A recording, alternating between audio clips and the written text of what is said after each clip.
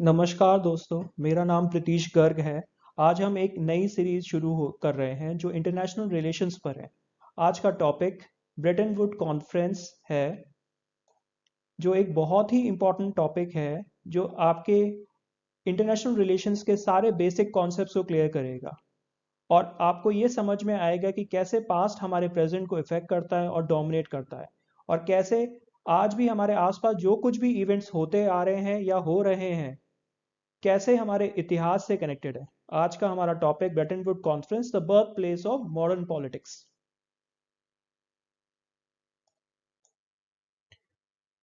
Brayton Wood conference का official name UN monetary and financial conference था, जो कि 1 जुलाई 1944 से 22 जुलाई 1944 तक ब्रेटन वुड्स में चला, जो न्यू हैम्पशायर यूएसए में है। ब्रेटन वुड एक अमेरिका का एक छोटा सा गांव है जहां पे ये कॉन्फ्रेंस ऑर्गेनाइज किया गया था। ये कॉन्फ्रेंस वैसे तो 1944 में हुई थी, लेकिन इसकी तैयारी वर्ल्ड वॉर टू के आरंभ से हो गई थी। इस फोटो में आप देख सकते हैं, जिस व्यक्ति के आगे मैं ये मार्कर चला रहा हूँ, वह US secretary of treasury Henry Morgenthau थे, जो डेलीगेट्स को एड्रेस कर रहे थे।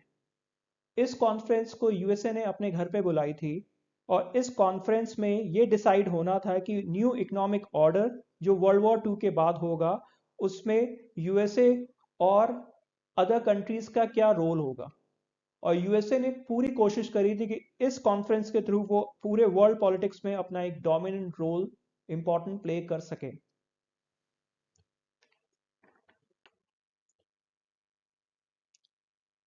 आप देख सकते हैं, ये माउंट वॉशिंगटन होटल की फोटो है, जो 1944 में खींची गई थी इस कॉन्फ्रेंस के दौरान। इस फोटो में आप देख सकते हैं कि माउंट वॉशिंगटन होटल एक बहुत ही खूबसूरत होटल है, जो ब्रेटन वुड में पड़ता है। और इसमें 44 एलाइड नेशंस जो के 730 डेलीगेट्स आए थे। अब आपको ये सोच रहे होंगे कि ये एलाइड नेशंस में जो बार बार ये वर्ड बोल रहा हूँ, ये एलाइड नेशंस है क्या। एलाइड नेशंस जब वर्ल्ड वॉर टू चल रही थी तो दो ग्रुप्स में बटा हुआ था। एक ग्रुप का नाम था एक्सिस, जिसने वॉर शुरू करी थी, और दूसरा था एलाइड नेशंस, जो इनके अगेंस्ट में खड़े हुए थे। एक्सिस में आपकी तीन कंट्रीज थी mainly, Germany, Japan and Italy. Allied Nations France, Britain, Poland, ये मेन पहले कंट्रीज थी। फिर बाद में इसमें यूएसए और यूएसएसआर भी इनके साथ आ गए थे। एलाइड नेशंस मेनली ब्रिटेन और फ्रांस को ही बोलते थे उस टाइम पे।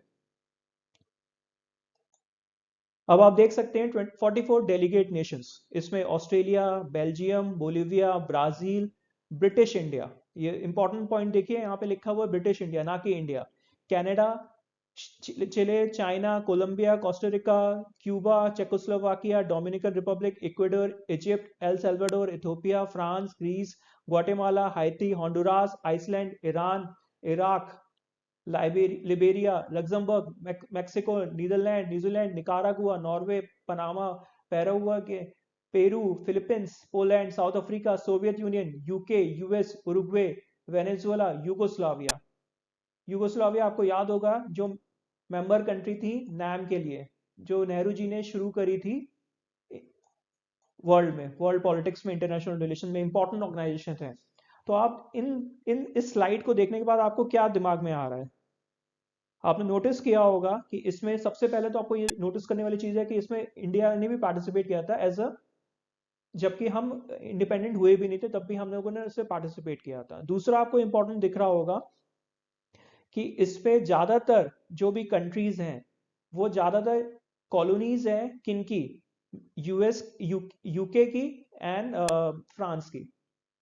और अगर कुछ कॉलोनीज स्पेन, पोर्चुगल वगैरह की भी है, तो उन लोगों को इंडिपेंडेंस बहुत पहले मिल चुकी होगी, और उनके इंडिपेंडेंस में कहीं ना कहीं रोल फ्रांस या ब्रिटेन ने रोल प्ले किया होगा। जैसे आप देख सकते हैं, चिले चिले का इंडिपेंडेंस 1838 या 33 में हो गया था, और ये इवेंट हुआ 1944 में। तो आप देख सकते हैं कि उसको इंडिपेंडेंट हुए काफी टाइम हो चुका था, और उन्होंने इस कॉन्फ्रेंस में पार्टिसिपेट किया था। तो आप इससे हमें यह समझ में आता है कि यहाँ पे स्पेन, पोर्चुगल, डेनमार्क जैसे इंपीरियलिस्ट नेशंस ने अपने आप को अलग रखा था।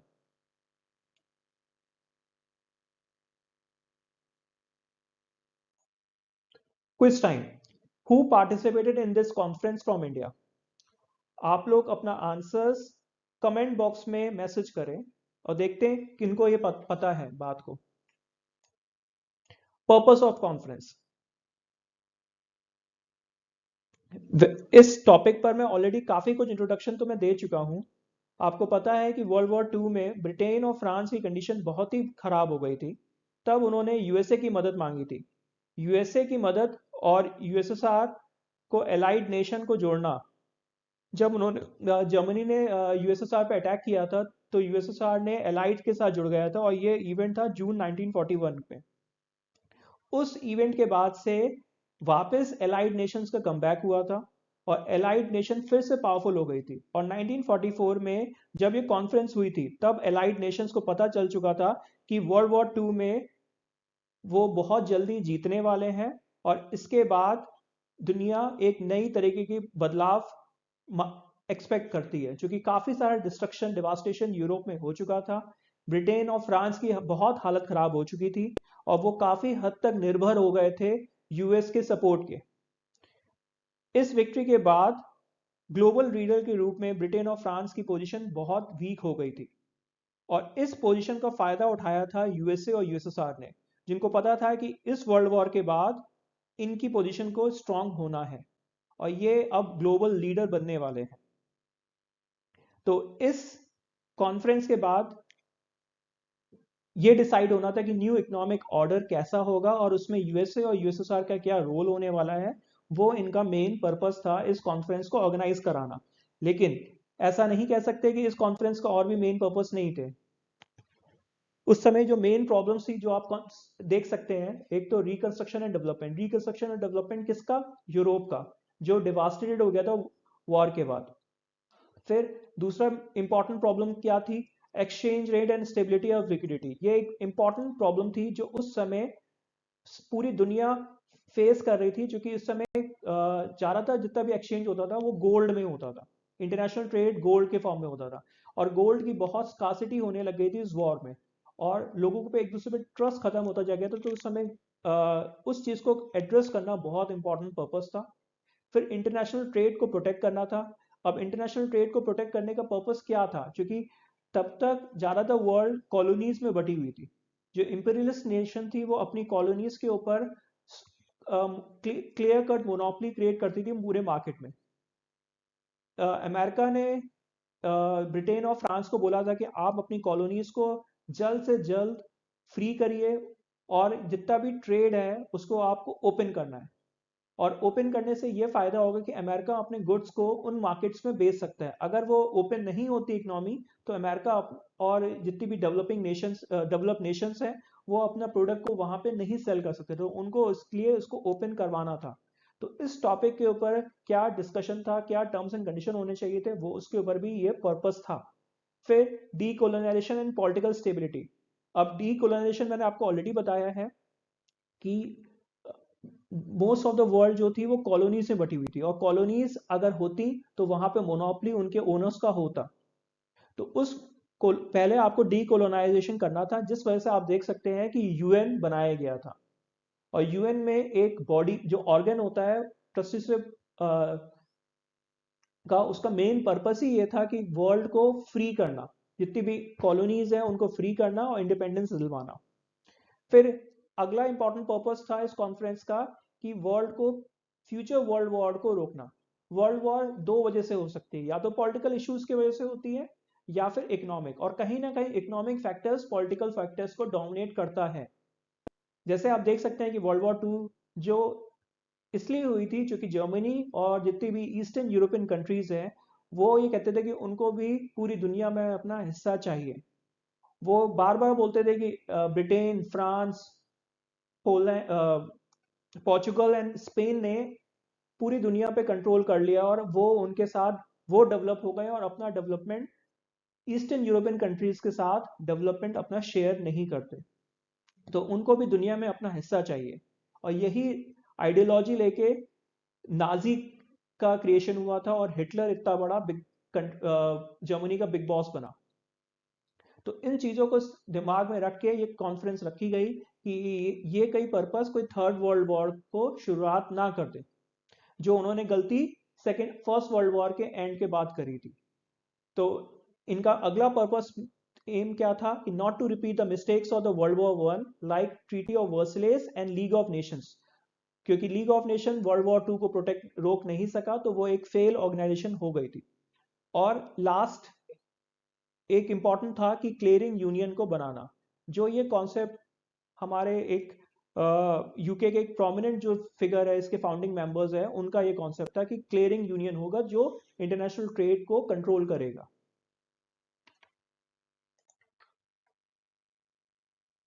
अब एक और quiz time. Can you tell the founding years of these international organisation? आप अपना आंसर्स मैसेज कमेंट बॉक्स में मैसेज करिएगा, हम देखते हैं कि कौन किनको पता है, और बहुत इजी क्वेश्चन है। Founding brains. अब फाउंडिंग ब्रेन्स में आप देख सकते हैं दो लोगों के नाम हैं, एक है John Maynard Keynes and Harry Dexter White. एक यूएसए के हैं और एक यूके के हैं। आइए जानते हैं इनके बारे में कि कौन ने किन्होंने क्या क्या पर्पस किए थे। आप हमारे लेफ्ट साइड में देख सकते हैं कि जॉन मेयर्ड नीस के बारे में है। ये जो फोटो है 1933 की है। आप इसमें देख सकते हैं कि जो नीज है, केन्स है, वो फाउंडर है केनेसियन इकोनॉमिक्स के, जो इकोनॉमिक्स का एक फंडामेंटल कॉन्सेप्ट है मैक्रो इकोनॉमिक्स का। ये यूके के ट्रेजरी के मेन एडवाइजर थे। इन्होंने कैपिटलिज्म और कम्युनिज्म दोनों को नकारा था, और ये मिक्स इकोनॉमी को प्रमोट करते थे, और यही थे जिन्होंने मिक्स इकोनॉमी का कॉन्सेप्ट मॉडर्न इकोनॉमिक्स में लेके आए थे। उनका मानना था कि हर कंट्री को अपने कैपिटलिज्म को और कम्युनिज्म को दोनों को साथ में लेके चलना होगा, और उनके बीच में एक हार्मोनी क्रिएट करनी होगी।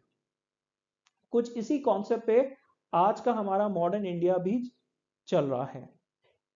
केन्स ने अपनी book the economic consequences of the peace में ट्रीटी ऑफ वर्सलेस, जो 1919 में हुई थी आफ्टर वर्ल्ड वॉर वन, की आलोचना की थी, और कहा था कि जर्मनी के साथ जो भी वर्ल्ड वॉर वन के बाद हुआ है, उसके वजह से वहां पे हाइपर इन्फ्लेशन हुआ है और पॉलिटिकल अनस्टेबिलिटी क्रिएट हुई थी, जिसके वजह से राइज ऑफ हिटलर हुआ था, और जिसने वर्ल्ड वॉर टू को लेके आए थे।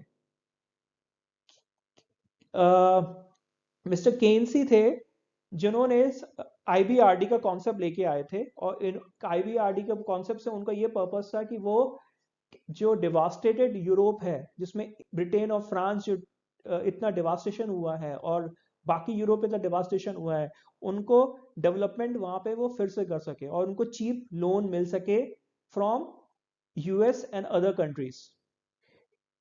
यही थे जिन्होंने उस टाइम पे अपने समय से बहुत पहले इंटरनेशनल क्लियरिंग यूनियन के बारे में बोला था, जो एक ग्लोबल बैंक की तरह काम करेगा, जिसकी स्पेशल यूनिट ऑफ अकाउंट होगा, जो एक फिक्स एक्सचेंज रेट देगा, और जो हर नेशनल करेंसी के साथ फिक्स्ड होगा।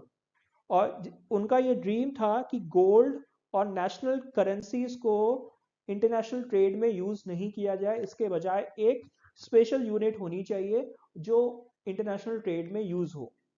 जो कॉन्सेप्ट आगे जाके जब ये ब्रेटन वुड्स सिस्टम खत्म हुआ, तब काफी हद तक यही कुछ कॉन्सेप्ट एसडीआर का भी लेके आया गया था, लेकिन थोड़ा डिफरेंट है। लेकिन उस टाइम पे ये इंटरनेशनल क्लियरिंग यूनियन को हम एक्सेप्ट नहीं करा पाए, और ये कॉन्फ्रेंस ने उस चीज को नकार दिया। राइट साइड में आप देख सकते हैं हैरी डेक्स्टर वाइट है, ये चीफ इंटरनेशनल इकोनॉमिस्ट थे यूएस ट्रेजरी के। ये जो पिक आप देख रहे हैं, ये 1939 की पिक है। इन्होंने इंटरनेशनल स्टेबिलिटी फंड को प्रपोज किया था, जो आगे जाके आईएमएफ बना इस कॉन्फ्रेंस के बाद। अब कॉन्फ्रेंस में क्या हुआ था वो हम लोग देखते क्या हुआ था। The conference convened on 1st July 1944 and was attended by 730 delegates. U.S. Treasury Secretary Henry Morgenthau Jr. served as a conference president. Lord John Maynard Keynes of UK delegates a commission to that dealt with the proposal for the bank for the reconstruction and development, जिसको आगे हम लोग क्या बोलते हैं common language में, IBRD. The commission committee was tasked with studying the preliminary draft presented to the conference and gathering additional suggestions and proposals. Mexico, Chile, Brazil, Russia, Belgium, Netherlands, Czechoslovakia, Poland, Canada, China, India were among the active participants. By 22nd July 1994, the final act, या बिल्कुल important word है, इसको याद रखिएगा, final act of UN Monetary and Financial Conference, which included the charter outgoing the goals and the mechanism of both IMF and IBRD, was signed by the delegates, although many decisions had yet to be made. अब result क्या क्या आया था Brayton Wood conference का, ये आप देख सकते हैं राइट साइड में न्यूज़पेपर कटिंग है जो उस साल की इस इवेंट के बाद आई थी. इस कॉन्फ्रेंस का 3 मेन रिजल्ट आया था. पहला आया था articles of agreement to create IMF whose purpose was to promote stability and exchange rate and financial flows. Second purpose था, रिजल्ट आया था article of agreement to create IBRD whose purpose to speed reconstruction after World War II and to foster economic development, especially through lending and build infrastructure. Third, other recommendation for international economic cooperation, जिसपे ITO के बारे में बात हुई थी. ITO का full form है international trade organisation, जिसके ऊपर काफ़ी कुछ बातचीत हुई लेकिन वो कभी फुलफिल नहीं हो पाई क्योंकि अमेरिका ने उसके बाद इस इवेंट के बाद उससे अपना स्टेप वापस ले लिया था. तो फिर इन्होंने 1947 में गैट बनाया था, general agreement on trade and tariff, जो आगे जाके WTO बना 1995 में. The final act of the conference incorporated these agreements and the recommendations. अब फाइनल एक्ट के बारे में पढ़ लेते हैं. Its major features were an adjustably pegged foreign exchange rate market rate system. Exchange rates were pegged into gold. मतलब इसमें एक ऐसा फॉरेन एक्सचेंज इनको मार्केट बनाना था जिसमें जितनी भी एक्सचेंज होंगी वो सारी की सारी एक सिस्टम एक करेंसी पे होगी, जो करेंसी किसमें कन्वर्टेबल होगी, गोल्ड में. तो member countries pledged their currencies convertible for trade related and other current account transactions. As it was possible that exchange rate thus established might not be favorable to a country's balance of payment, BOP. आप लोग जानते होंगे balance of payment क्या होता है, जो export और import के ऊपर डिपेंड होता है किसी कंट्री का. अगर किसी कंट्री का एक्सपोर्ट ज़्यादा है और इंपोर्ट कम है तो उनका बैलेंस ऑफ पेमेंट फेवरेबल होगा और vice versa.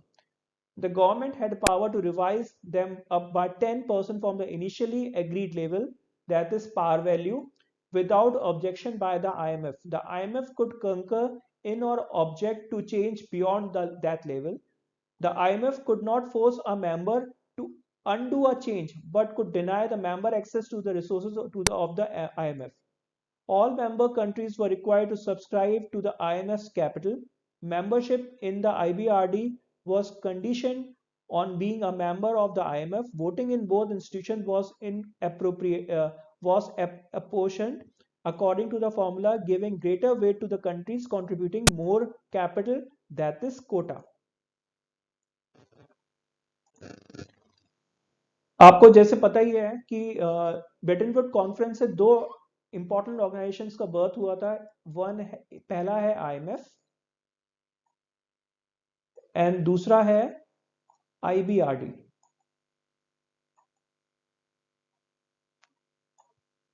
IMF was charged with the maintenance of a system of fixed exchange rate centered on the US dollar and the gold.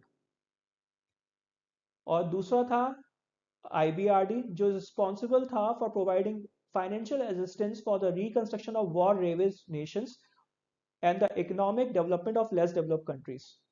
तो बेसिकली IMF और IBRD में फर्क क्या था. IMF क्या था, ये आपको शॉर्ट टर्म पर्पस के लिए लोन देता था जो आपकी बैलेंस ऑफ पेमेंट और डेफिशिएंट बजट डेफिसिट को क्लियर करने के लिए शॉर्ट टर्म लोन. और IBRD कंट्रीज को लोन देता था for long term purpose for development. और हर कोई कंट्रीज को नहीं, जो वॉर टॉर्न कंट्रीज थी, जो यूरोप में मेजॉरिटी ऑफ कंट्रीज यूरोप में हो चुकी थी आफ्टर वर्ल्ड वॉर टू। अब ब्रेटन वुड्स सिस्टम को समझते हैं जो 1944 के बाद शुरू हुआ था। Bretton Woods system was the first system to control the exchange rates of currencies between countries.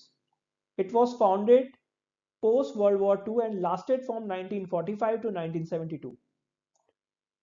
Each country set a par value concerning the US dollar, which was fixed to gold at US dollar 35 per ounce under the system. तो आप देख सकते हैं इस photo में कि जितनी भी वर्ल्ड की जितनी भी नेशनल करेंसीज हैं उनको कन्वर्ट किया जाएगा यूएस डॉलर पे, जो जिसको बोलते हैं पार वैल्यू, और यूएस डॉलर कन्वर्टेबल होगा गोल्ड में, जिसकी वैल्यू थी 1 ounce of gold is equals to 35 US dollar. ये एक फिक्स कर दिया गया था कि गोल्ड की इतना गोल्ड इतना यूएस डॉलर छाप सकता है अगर उसके पास इतना गोल्ड होगा। तो इससे क्या हुआ था कि अमेरिका ने दुनिया भर को बोला कि आपको गोल्ड में ट्रांजैक्शन करने की अब कोई ज़रूरत नहीं है, आप अपनी करेंसी को के अकॉर्डिंग हमारी करेंसी में ट्रेड करिए और वो कन्वर्टेबल होगी आपकी करेंसी में, और आपका गोल्ड को लेने की ज़रूरत नहीं। मतलब यूएस डॉलर एक इंटरमीडिएट बन गया between gold and her country की नेशनल करेंसीज के बीच में। इस चीज को हम फिर से समझ लेते हैं क्या हुआ। Under the system US dollar will be express in the terms of gold, जो मैंने आपको ऑलरेडी बताया कि हर कंट्री की नेशनल करेंसीज को कन्वर्ट होगा यूएस डॉलर को, और यूएस डॉलर उतना ही छपेगा जितना यूएस के पास गोल्ड होगा। तो हर कंट्री को अपना गोल्ड रिजर्व रखने की इतनी जरूरत नहीं थी। दूसरा, फिक्स एक्सचेंज रेट होगा US dollar tied to gold at $35 an ounce. Only USA would hold gold as a reserve. सिर्फ यूएसए को ही गोल्ड रखना होगा। The US central bank could issue only as many US dollar as the gold reserve available with it. This meant that only the US was on the gold bullion standard, while other country would link each of their currencies to the US dollar. और जितनी भी अलग दुनिया में और सब countries हैं उनको अपनी करेंसीज को लिंक करना होगा यूएस डॉलर के मुकाबले। The value of each currency against US dollar was to determined by each country. This value is called par value. The market value of the currency was permitted to fluctuate within the range of plus minus 1% of the par value. मतलब क्या हुआ कि जैसे आपको पता है कि economy differ करती रहती है, फ्लक्चुएट करती रहती है, तो अगर आपकी इकोनॉमी फ्लक्चुएट होगी तो आपकी करेंसी भी फ्लक्चुएट होगी। तो इसमें ये बोला गया था कि जितनी भी मेंबर कंट्रीज हैं उनकी जो मार्केट वैल्यू होगी करेंसी की वो फ्लक्चुएट होगी 1% के पार वैल्यू में। ऐसा नहीं कि वो अपनी करेंसीज को बहुत ज़्यादा ऊपर नीचे कर ले, क्योंकि कंट्रीज क्या करेंगी, अपनी एक्सपोर्ट को बढ़ाने के लिए अपनी करेंसी को डीवैल्यूएट करेगी, और अगर ऐसा होता है तो वो इंटरनेशनल ट्रेड के लिए एक धोखा होता है और उसमें काफ़ी सब कंट्रीज को प्रॉब्लम हो सकती है। तो उसको स्टैंडर्डाइज रखने के लिए एक सिस्टम को इसमें इंकॉर्पोरेट किया गया था कि आप अपनी करेंसीज को खाली 1% के प्लस माइनस आप फ्लक्चुएट कर सकते हो जो आपकी पार वैल्यू है। Upper limit and lower limit of the fluctuation were called as support points. The central bank of each member country must comply within this support point. They could devalue its currency up to 10% of the exchange rate. Any devaluation beyond this limit required IMF permission. और countries जो होती है अपनी जो currency है उसको डिवेल्यूएट करने के लिए 10% तक कर सकती है, और अगर इसके ऊपर करना चाहती है तो उनको आईएमएफ से स्पेशल परमिशन लेनी पड़ेगी। International payments could be either made in gold और इन यूएस डॉलर। अब हम समझते हैं इस कॉन्फ्रेंस के एडवांटेजेस को। सबसे बड़ा फायदा ये हुआ था कि यूएस ने गोल्ड को इंटरनेशनल ट्रेड से हटा दिया था, रिप्लेस कर दिया था। अब जितनी भी मेंबर कंट्रीज थी वो सारा का सारा ट्रेड यूएस डॉलर में कर रहे थे, उनको अब अपना गोल्ड रिजर्व रखने की जरूरत नहीं थी। और दूसरा सबसे बड़ा फायदा था कि मेंबर कंट्रीज को यूएस डॉलर के जितना रिजर्व थे उस पर इंटरेस्ट भी मिल रहा था। इसके अलावा मेंबर कंट्रीज को जो वो रेट वोलेटिल एक्सचेंज रेट में दिक्कतें होती हैं, अब वो सब दिक्कतें भी क्लियर खत्म हो गई थी और सारा सिस्टम बहुत सिस्टमैटिक हो गया था, क्योंकि वो सब कुछ यूएस डॉलर पे था। यूएस डॉलर एक कैलकुलेटेड फिगर है और जिसके वजह से सारा इंटरनेशनल ट्रेड काफ़ी इजी हो गया था और मेंबर कंट्रीज के लिए बहुत फेवरेबल था। उनके ऊपर रिस्क भी खत्म हो गया था और सारा बर्डन रिस्क किसका शिफ्ट हो गया था, यूएस पे हो गया था। इसके वजह से क्या हुआ, यूएस डॉलर पे फेथ लोगों का बहुत इंक्रीज हो गया और सारा ट्रांजैक्शन बहुत सिस्टमेटिक होने लग गया। लेकिन जैसे आप जानते हैं, हर फायदे के नुकसान भी होते हैं और वही नुकसान यूएस को महसूस होने लग गया था धीरे धीरे।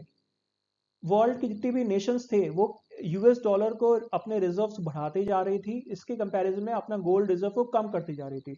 वो गोल्ड दे के यूएस डॉलर को खरीद रही थी, जिसके वजह से हुआ क्या, आगे समय चलते हुए कि यूएस डॉलर की होर्डिंग होना शुरू हो गई।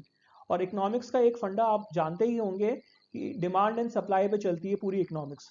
तो कोई चीज़ की जब डिमांड इंक्रीज होती है और उसको सप्लाई लिमिटेड होती है तो उसकी प्राइस इंक्रीज होना शुरू हो जाती है। वही कुछ केस यूएस डॉलर के साथ हुआ और यूएस डॉलर का डिमांड बहुत बढ़ने लग गई, जिसके वजह से क्या हुआ, स्कार्सिटी क्रिएट होने लग गई मार्केट में यूएस डॉलर पे। और यूएस गवर्नमेंट इतना गोल्ड रिजर्व थी नहीं कि उसको नए नोट छाप सके यूएस डॉलर में। तो उससे वजह से क्या हुआ था, लिक्विडिटी की प्रॉब्लम क्रिएट हो गई यूएसए के अंदर। लोगों के पास पैसा नहीं था, यूएस डॉलर नहीं था कि वो अपना डे टू डे लाइफ की चीज़ों को खर्च कर सके। फिर इन द एंड जाके यूएस प्रेसिडेंट को यूएस डॉलर को प्राइस को हाइक करना पड़ा, लेकिन उसके बाद भी चीज़ें सही नहीं हुई। अल्टीमेटली यूएस गवर्नमेंट ने जाके उसको ख़त्म कर दिया और यूएस डॉलर को बोला कि आज से ये एक्सचेंज में नहीं काम होगा, अब सारा काम फ्लोटिंग सिस्टम पे होगा और फिक्स सिस्टम पे नहीं होगा। तो वही हम डिसएडवांटेजेस देखते हैं, too much dependency on US dollar.